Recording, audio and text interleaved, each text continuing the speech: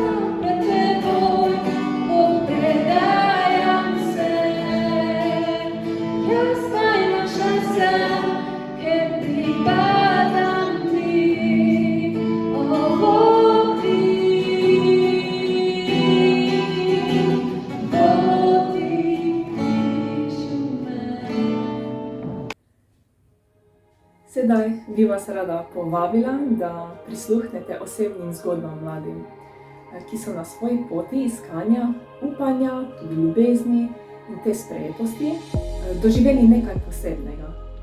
To niso popolne zgodbe, ampak so resnične zgodbe.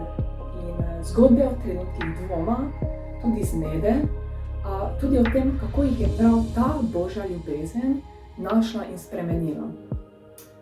Želim, da prisluhnete njihovim pričevanjem z odprtim srcem, kajti morda boste v njihovih besedah prepoznali del svoje poti ali tudi našli novo upanje za svojo.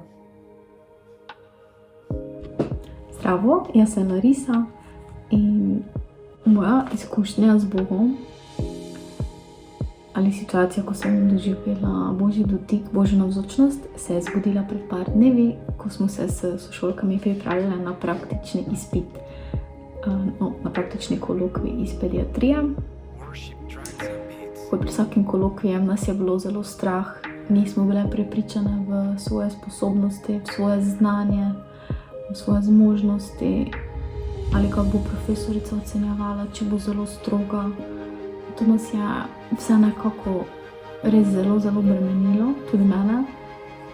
In v tistem trenutku, ko smo se tako pogovarjali, ko smo skupaj sedeli, sem dobila na srcu, daj, pomoli se na glas za ta kolokvij. In sem tako, nič dosti nisem premišljevala in sem jih vprašala, kaj pa če se pomolimo? In so bile vse tako, ja, dajmo se, ja, lahko se. In tega res nisem pričakovala. In potem smo se dvakrat pomolile, za ta kolokvij dvakrat smo se pomolile. In v tistem času molitve sem se res počutila zelo navdihnjeno, opogumljeno. In na koncu se je tudi ta kolokvij uspešno končal. Res. Kakšen mir mi je prinesla tista molitev, da sem se lahko za vse nas, za vse moje sošolke pomolila in to situacijo dala Jezusu. In seveda je tudi ta situacija bila na koncu uspešna, smo bile vse uspešne, ker je Bog poskrbel za to. In jaz verjamem, da je vsaj ena mogoče bila nagovorjena ali pa navdihnjena na tem, da pa Bog je. In res mi je to dalo pač pogum, ker včasih ga nimam dovolj, da bi se tako s sošolkami pomolila za kolokvij, za izpit ali pa tako z njimi govorila o Bogu. In verjamem, da mi je to Bog tudi želel s tem povedati, da mu lahko pač zaupamo, lahko predam vse.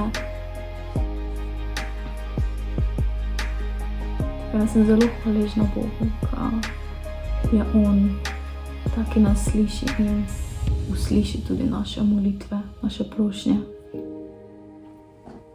Dober dan, Slovenija. Meni je ime Eva Aja, prihajam iz okolice Celja in res bi vas rada spodbudila, da začnete moliti za Slovenijo, da začnete moliti za svoje srce, za svoje družine, za svoje prijatelje, za svoje univerze. Zato, ker Gospod pripravlja za nas prebojenje. Rada bi vam povedala, da Bog sliši naše molitve in da Gospod odgovarja na naše molitve v svojem času in na njegov način. Tudi če molite za stvari po desetletja, to ne pomeni, da Bog ne odgovarja, če se te stvari ne zgodijo, ali pa da Bog ne sliši teh molitev.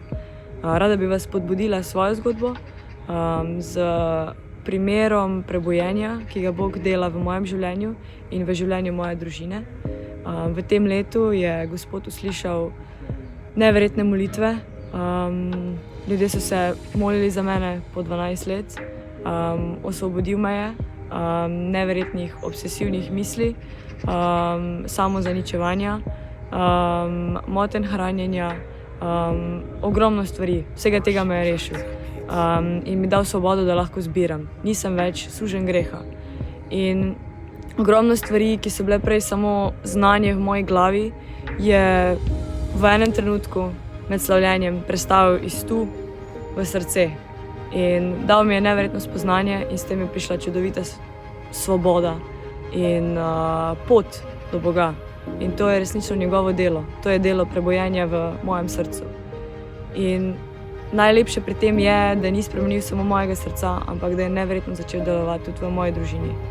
In s tem, ko je osvobodil mene in mi dal priložnost, da začnem deliti svoje življenje z drugimi ljudmi, da jih povabim in da delim svoj odnos z njim, tudi z drugimi, je začel premikati meje, podirati zidove tudi v moji družini. In to mi pomeni največ. Zato si želim s to spodbudo, s to novo močjo, s tem navdihom, z izpolnjenjem in spoznanjem iti naprej in širiti to dobro novico, ta evangelij, kamorkoli grem in se ne sramovati tega. Ne se sramovati tega, da daš svoje srce dobesedno na pladenj, da pokažeš svojo ranljivost in svojo šibkost, zato ker tu je, kjer se Božja moč pokaže, ravno v tvoji šibkosti. In tukaj se pokaže njegova slava. In to vas spodbujam, da greste v odnose in da druge spodbujate s tem, da razkrijete svoje srce, da razkrijete svoje grehe, svoje težave in date slavo Gospodu. Zato se ne sramujmo evangelija, pojdimo pogumno naprej kot Božja vojska in oznanjajmo to dobro novico, to čudovito delo, ki ga on dela v naših srcih, to čudovito delo, ki ga dela v naših družinah, vse to, kar pripravlja za naše prijatelje, za Slovenijo in za svet, v katerem živimo. Naj vas vodi res Božja modrost in molimo za več spoznanja in naj ukrepi našo vero, naj zdigne Evropo. Amen. Zdravo, sem Laura in Božja prisotnost v mojih študentskih letih čutim skozi izzive in hiter tempo. Ko sem zmedena, ne vem, kam spadam, spoznavam nove ljudi, odkrivam nove stvari, me vedno iz tega tornada misli potegne molitev. Ko se obrnem k Gospodu, se umirim in slišim njegov glas, ki me vodi. Tudi če se odločim za napačne poti, me vedno potegne iz tega in mi pomaga bolje slišati njegov glas. Molitev je moja rešitev in sicer, da vse svoje plane prenašam pred našega Gospoda. Živjo, jaz sem Eva in z vami bi podelila zgodbo, kako je Gospod deloval v mojem življenju.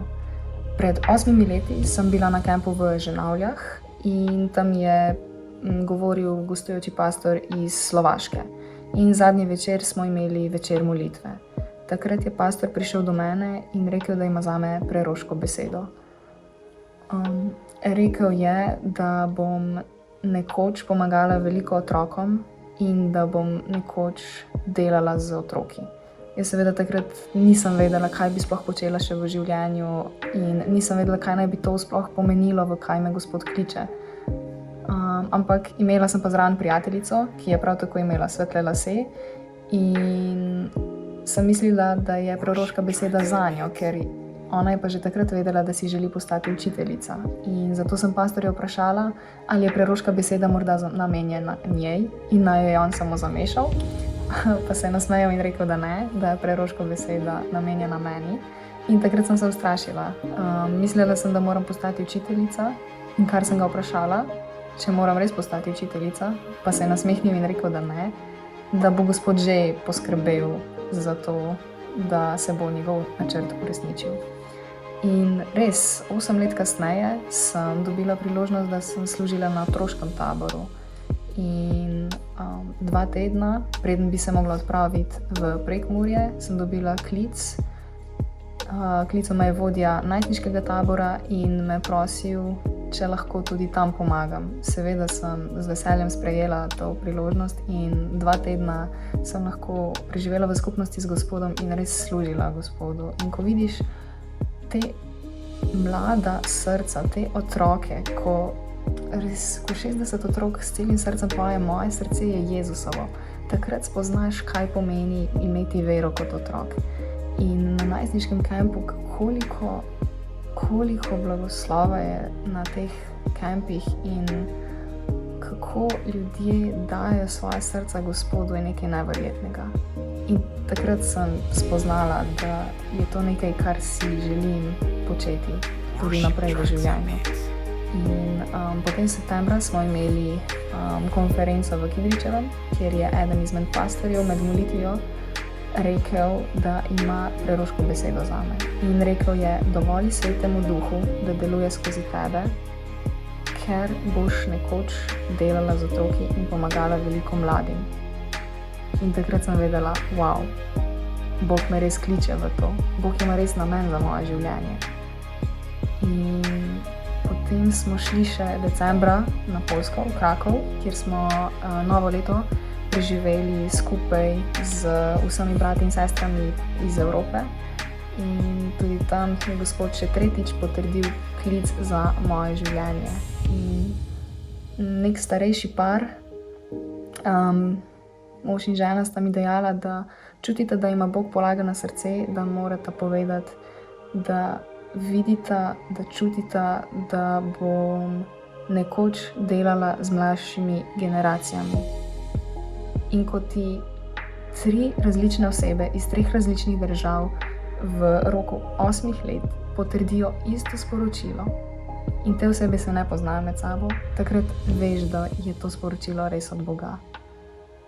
In ni minil en mesec in že smo dobili v naši cerkvi, vsi mladi smo dobili priložnost, da sodelujemo in pomagamo na otroškem kempu na Ptuju, kar se bomo seveda z veseljem odzvali, in jaz upam, da bomo tudi drugo leto lahko tudi v Novem mestu organizirali kakšen kemp ali konferenco za otroke.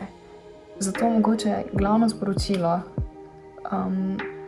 jaz 8 let nisem vedela, kaj točno si Bog želi v mojem življenju, in 8 let nisem vedela, kaj pričakovati od tega. Ampak Gospod je poskrbel za pravi čas, za prave ljudi, za pravi trenutek. Zato bom rekla tako, Gospodov čas je pravi čas in njegov načrt je pravi načrt. Hvala. Dober dan, Slovenija. Moje ime je Anže Verbovšek, prihajam z Roja na Koroškem in sem kristjan že približno 4 leta. Treniram atletiko pri atletskem klubu Slovenj Gradec. Z vami bi rad delil pričevanje, za katerega je odgovoren Gospod, ki mi je pomagal, da lahko danes to zadevo delim z vami. Konec junija 2024 sem imel fantastično priložnost, edinstveno priložnost, da osvojim naslov državnega prvaka na 100 metrov, ampak 2 dni pred tekmo sem začel bolehati in sem se počutil res slabo, in v tem trenutku sem vedel, da nimam druge opcije, kot pa da molim, da se obrnem na Gospoda in mu priložim svoje breme. Prosil sem tudi brate in sestre v Kristusu, da pomagajo z molitvami zame, in so me podprli v molitvah, prosili Gospoda zame, in Gospod jih je uslišal, tudi mene, in mi pomagal, da sem postal državni prvak na 100 metrov v selekciji U23. Zdaj, to je vse od Gospoda. Jaz sam tega ne bi zmogel. To ni dvoma o tem. Jaz sem dobil naslov, on je dobil slavo. Tako da rad bi vas spodbudil, da bremena, ko jih imate, da jih naslonite na Gospoda, in če to bi vas rad prosil, kot Slovenci Slovencem, da molimo za Slovenijo. Če hočemo, da Slovenija spozna Gospoda, moramo moliti. Brez molitve ne bo nič. Bog premika gore, molitev premika Boga. Torej, če bomo mi poznali Boga, bo vse drugo prišlo na pravo mesto. Torej, poznavajmo Boga v Bibliji in v molitvi. Torej, molimo za Slovenijo, molimo, da bomo sami poznali Gospoda in živimo na najbolj temačnem kontinentu na svetu, to je Evropa, in molimo tudi za Evropo. Bodimo luči, kjer smo, in spoznamo Gospoda. Hej, tu je Simon. Upam, tebe gre dobro, rad bi govoril o svoji veri. Jaz prijem iz Avstrije, ki delam in študiram. Ampak tisto, kar mene zdaj najbolj pomembno, je to, kaj je Bog delal v mojem življenju. Naredil sem velike napake in bom iskren. Tudi potem, ko sem Jezusu predal svoje življenje, sem še naredil napake. Ampak to je čudovito pri Jezusu. On nas ne ljubi zato, ker smo mi perfekt, ampak zato, ker smo njegovi otroci in on hoče biti tak rad z nami skupaj. In ko sem bil 16 let star, je Bog potrkal na moje življenje. In bilo je za Božič, ko sem dobil Biblijo kot darilo, in na začetku v knjigi je pisalo: Simon, ta knjiga je spremenila moje življenje do dobrega in to želim tudi tebi. In tako sem prišel bliže k Bogu. In skozi Biblije, skozi molitve, skozi ljudi, ko je Bog poslal, sem spoznal Jezusa. In Jezus je pot, resnica in življenje, tako piše v Janezu 14:6. In tudi zdaj nisem perfekt, ti nisi perfekt, v ta življenje ne bomo perfekt, piše v Bibliji. Delam napake,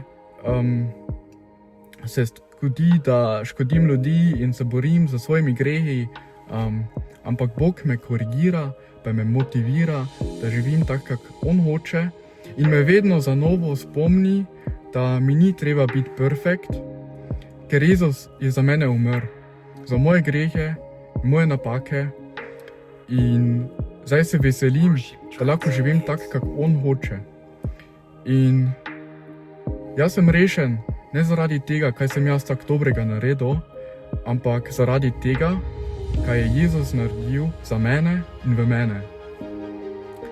In zato nočem več živeti v grehu. In mogoče se tudi boriš ali nekaj te teži, ampak Jezus nas vabi, da ta težko stvar odložimo pri njemu. Jezus reče, to piše v Mateju 11, njegov jarem je lahki, njegov mir je resničen. In Jezus te ljubi. In Jezus je nas ljubil, še preden smo sploh vedeli. In ja, jaz želim te Bog blagoslov in upam, da imaš dober dan. Živjo. Ja, en dogodek, pri katerem sem čutila res močno Gospodovo prisotnost, je bil ta, ko sem bila v svoji sobi v molitvi z Gospodom, ker sem imela kar dolgo težave z odpuščanjem.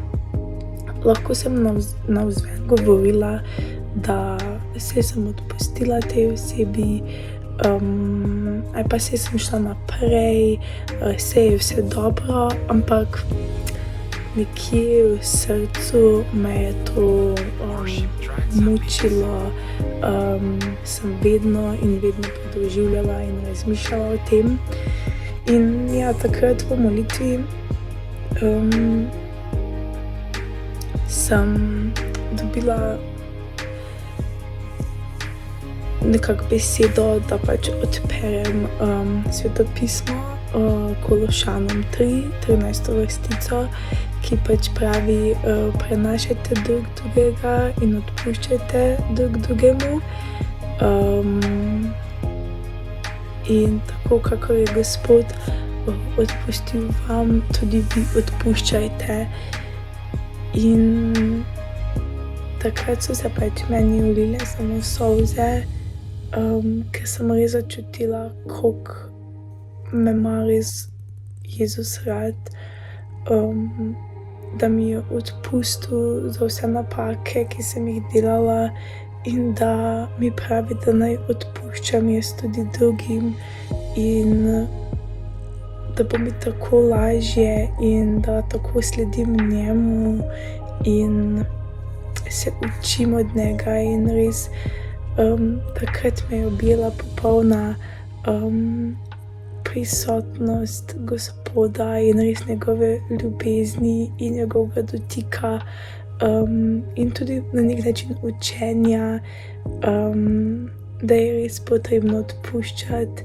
In takrat sem pol res v molitvi odpustila, predala to Gospodu in res sem začutila popoln mir in veselje in ni me več obremenjevala ta stvar.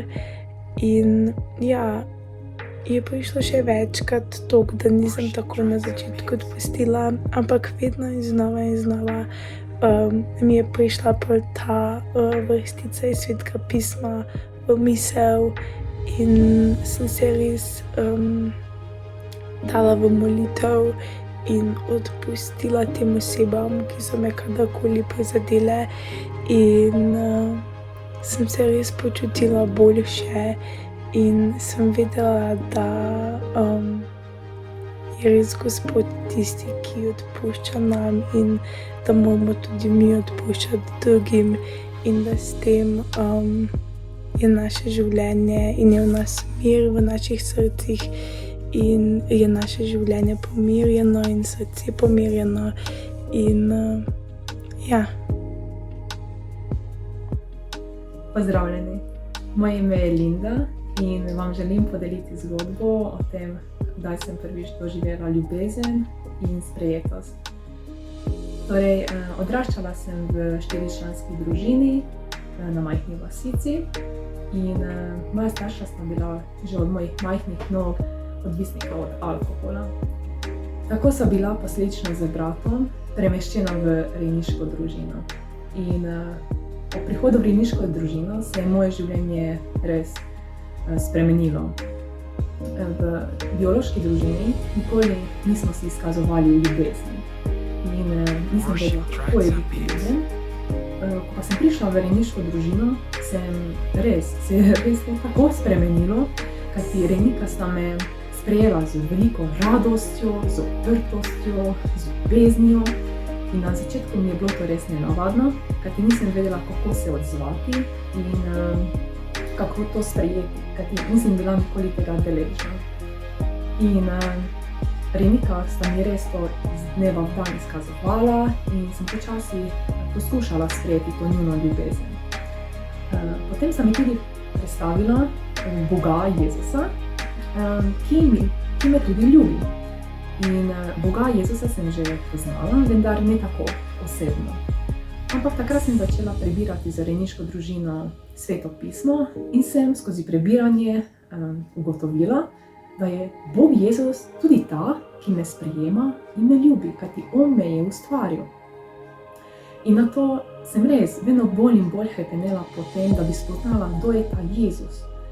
In se prav spomnim, da v cerkvi so govorili o Očetu Bogu, o Svetem Duhu, o Jezusu, ki daje upanje in svobodo. In v tistem trenutku sem si res zaželela, jaz tudi želim to svobodo in to upanje v moje življenje. In v tistem času je tudi bil klic, da kdor želi imeti čas odpuščanja, da je vabljen. In seveda sem se odzvala temu klicu in sem povedala, kaj leži na mojem srcu Bogu. In v tem času odpuščanja in pogovora z Bogom sem začutila to ljubezen, to sprejetost. In res je težko opisati, ampak sam Bog pravi, da tisti, ki se mu približajo, se mu bo tudi On približal. In zato vas vse spodbujam, da stopite in iščite Gospoda Boga Jezusa, kajti On je ta, ki vam lahko daje resnično svobodo, resnično upanje in še kaj najbolj pomembno, tudi ljubezen, ki vas napolni, ki ni samo kratkotrajna, ampak je večna ljubezen. In tudi mi mladi se velikokrat iščemo in čakamo na to sprejetost in smo razočarani, kadar pride do zavrnitve. Ampak vam moram res reči, da če iščete Gospoda in se mu dajete na razpolago, da On vstopi v vaše življenja, boste začutili to sprejetost in ljubezen, ki je večna. Zdravo, jaz sem Klara in vam bom povedala svoje pričevanje, ko mi je Gospod Bog pokazal, kako močno me ljubi. Pred 3 leti, ko sem predala svoje življenje Jezusu, sem se tudi soočala z vprašanjem, ali me Gospod Bog ljubi. In sem takrat tudi na spodbudo svoje prijateljice pristopila k Bogu in ga vprašala direktno: Bog, ali me resnično ljubiš, mi lahko prosim to pokažeš? In Gospod Bog je res pokazal. V sanjah mi je dal sliko, slika je bila v temi, jaz pa sem iz ptiče perspektive gledala svoje golo telo, ki je ležalo na tleh.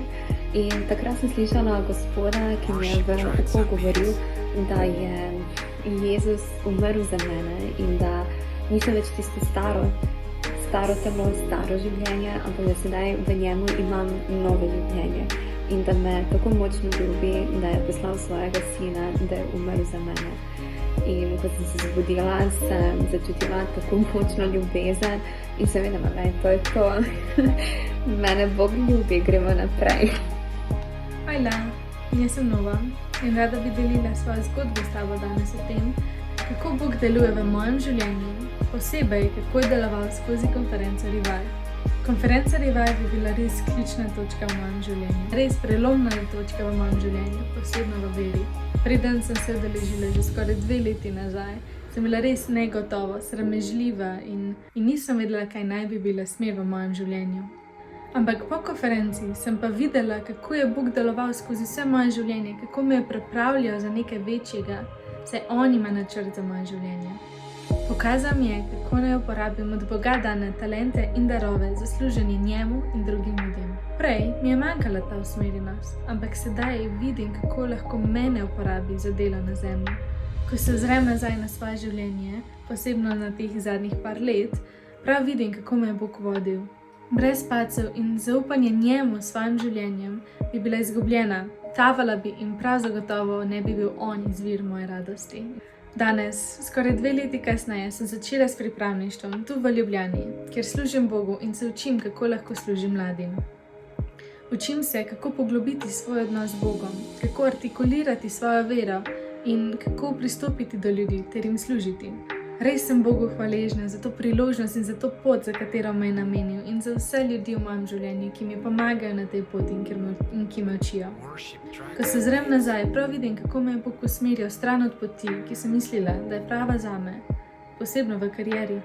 Namesto tega me je peljal v služenje njemu. Vidim, kako je deloval v ozadju in pripravljal mene in pot, po kateri sedaj hodim. Ta izkušnja mi je pokazala, da Bog deluje v življenju vseh nas. Moje upanje je, da te je moja zgodba navdihnila, da narediš naslednji korak, da prepustiš svoje življenje v njegovo vodstvo, saj ima Bog načrt za vsakega izmed nas, tudi zate. Pridruži se mi v molitvi za povezanost med nami mladimi Slovenci, za duhovno prebujenje v Sloveniji, ter za pogum, da bomo stali v samozavesti z Boga. Naj odražamo si Božje slave ter žarimo kot luči v tem svetu. Hvala, da sem lahko s teboj delila svojo zgodbo. Upam, da te bo navdihnila, da zaupaš v Boga in prepustiš svoje življenje v njegove mogočne in ljubeče roke. Amen.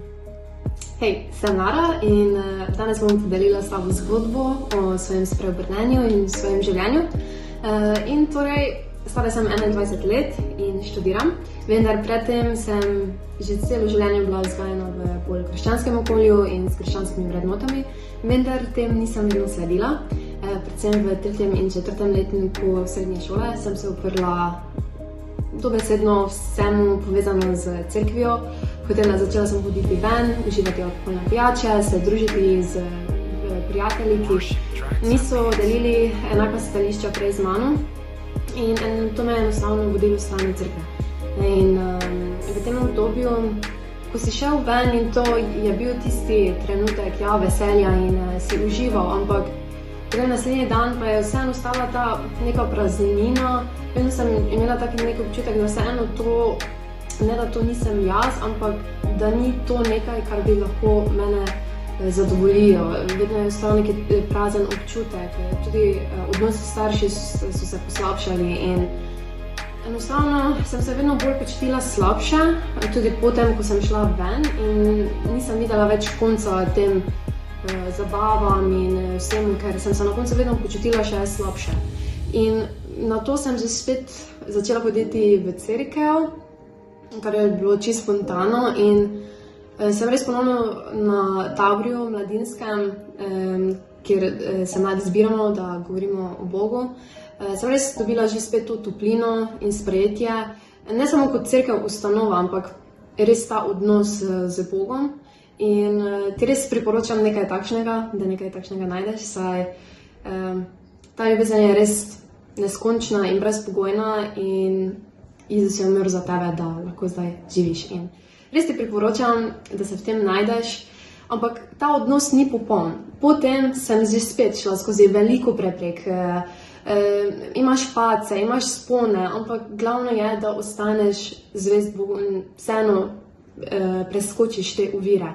In na koncu je vedno ta občutek boljši, ko končno uspeš in se predaš njemu. Tako da te spodbujam, da o tem razmišljaš in da si krepak v tej odločitvi in da se lahko tudi pogovoriš s katerim izmed nas in ti bomo z veseljem pomagali.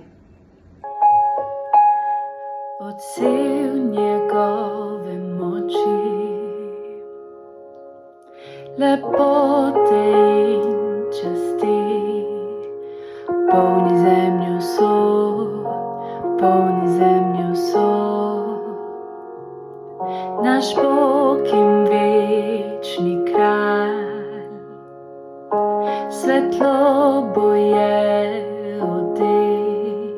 preženete moso, preženete moso.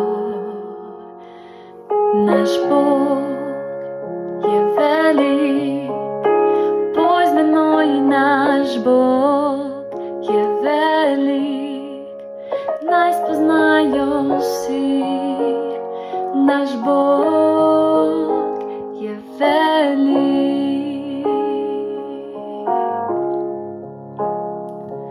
Na veke vlada on, veličasten je, z besedo se drži, z besedo se drži. Troedini Bog, Oče, Sin in Duh, od vekoma je on in večno isti Bog.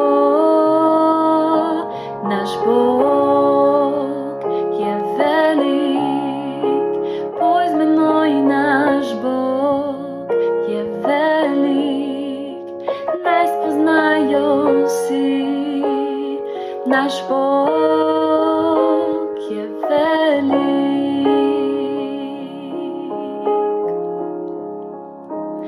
Vzvišeno ime, vredno se časti,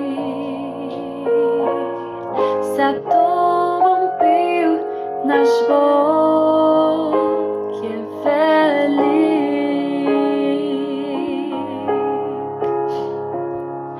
Vzvišeno ime, vredno se časti, zato bom pel, naš Bog je velik.